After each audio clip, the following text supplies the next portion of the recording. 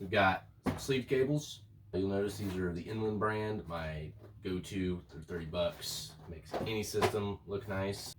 I'll talk about this in a minute. Went with an MSI motherboard. This one's like super on sale. Everybody's getting it. This is the Intel MPG Z390.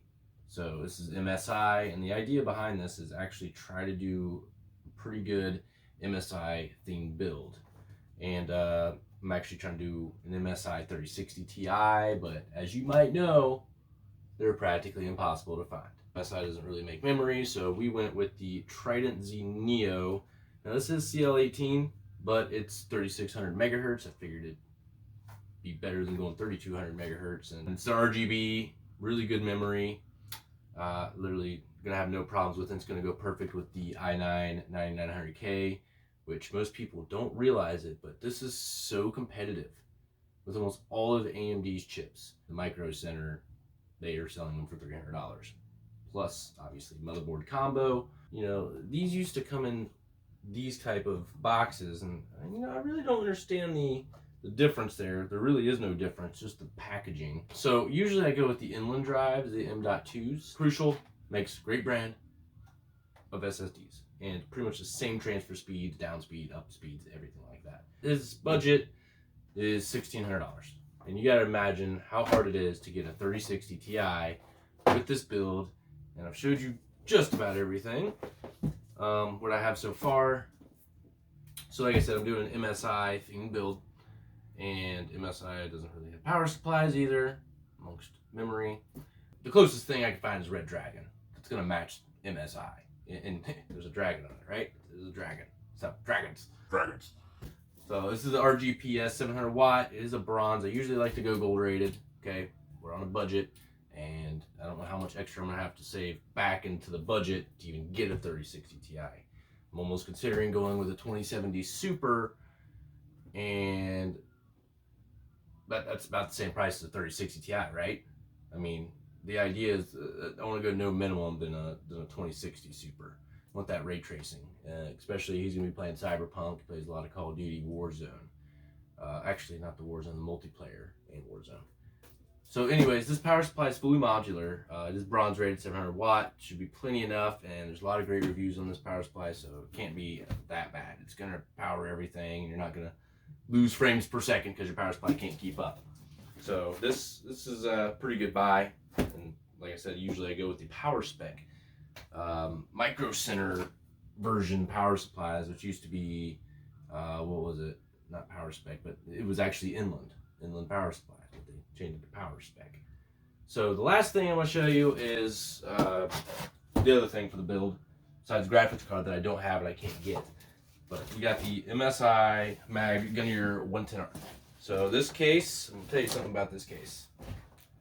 Smash anything here.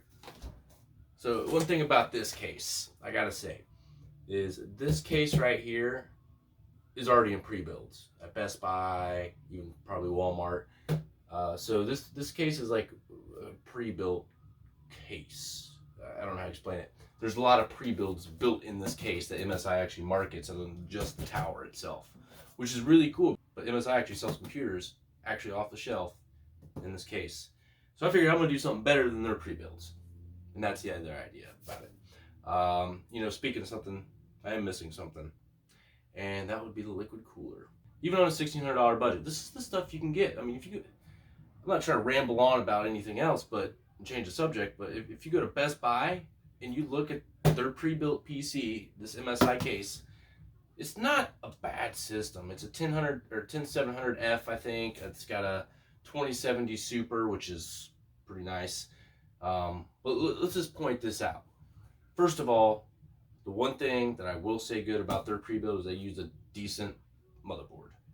Actually might be a little bit better than this one. This might have other extra features or something. You know, pros and cons with their pre-built. I don't remember exactly what motherboard it was. But anyways, this case actually comes with MSI motherboard, MSI graphics card, a Cooler Master rebranded Evo 212 on it, and it comes with, I think it was the 1 terabyte SSD, just like this. But anyways, the only thing that was good about that PC was the 10700F. The motherboard was decent, and the graphics card was MSI, as obviously being an MSI build. So it was actually a pretty good 2070 Super. You know, a lot of companies use P and Y, or not saying P and Y is a bad brand. They're just the cheapest of pretty much everybody. Like Zotac, you know, those two brands are kind of the cheapest in the graphics card layouts. But basically, this right here, I just wanted to build better than the pre-builds for about the same price. Now they're 2070 Super i7 10700F. I think that one's like 15 or 1600 bucks as well. So I mean, if he's paying me 1600 bucks, I'm gonna build it better for him, but I also gotta ship it. But of course, they would charge shipping, and you gotta consider tax. So tax on $1,600 is different per state, but you'd be paying, I don't know, about another 100 bucks just in tax. So let's add that, shipping, and build fee for having it custom made. Oh, and set up with Windows, customized, and actually BIOS updated, and also all the proper software all updated. I mean, literally everything. I'm gonna look them up too with a few software programs. So anyways, my point is, look, just the cable sleeving alone, 30 bucks. You know what they would charge if that was in a pre-built system? It's $100 right there. Anyways, I'm going a little bit far and beyond this. These type of builds, usually, I don't know, what does a computer builder make? I don't know. The other thing I'm missing is the liquid cooler. Yeah, that's right. Also doing liquid cooling, not a Hyper 212 rebranded. Once again, it is a one fan. Let me just state something out. At Best Buy, they literally have an MSI build with the Hyper 212, and this drives me nuts, and I really want to fix it. But the fan's flipped the wrong way on the cooler. So it's sucking in, it's blowing out the back. It's got the fan on the back, and it blows out the back. But the fan's facing this way, so it's blowing this way, so it's creating negative pressure. And it's not cooling the processor, and it's a 10700F. Those get hot. And it's just running all day, but what do I care? Basically, the liquid cooler is going to be an MSI 240mm AIO. MSI actually does have like a different higher tier, I don't know, pre-built that has that cooler in it, you'd think. I've not really researched it enough. But anyways, yeah. So I'm doing an MSI liquid cooler in this, and I'm doing MSI motherboard, MSI 3060 Ti, I'm hoping. They're supposed to be, at this current time, $429 at Micro Center if you can get your hands on one. Even at Best Buy. Even at Best Buy, if you know, the bots online don't take them.